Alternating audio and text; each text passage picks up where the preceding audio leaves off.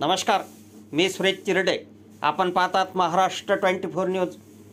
Police Thane Pusad शहरकडून गोवंश मांस वाहतूक करणाऱ्यावर मोठी कारवाई.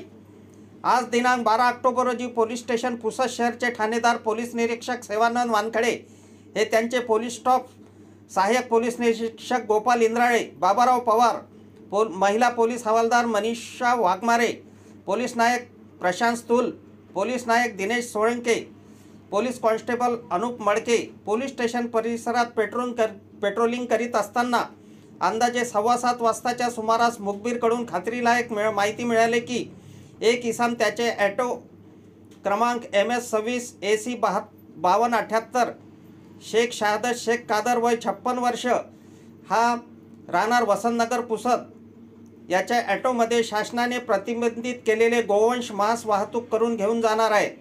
त्यावरून सदर ॲटो व चालकास ॲटोच्या मधल्या सीटच्या गाल्यामध्ये हिरव्या रंगाच्या नायलॉन नेट खाली झाकून ठेवून वाहतूक करताना पकडले.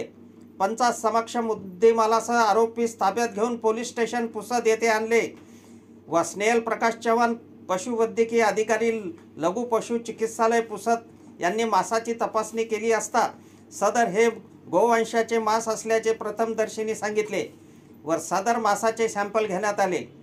आरोपीचा ॲटो व ॲटोमधील गोवंश असे 1,87,500 रुपयाचा मुद्देमाल जप्त करण्यात आला व आरोपीविरुद्ध विविध कलमान्वये गुन्हा नोंद करण्यात आला आहे.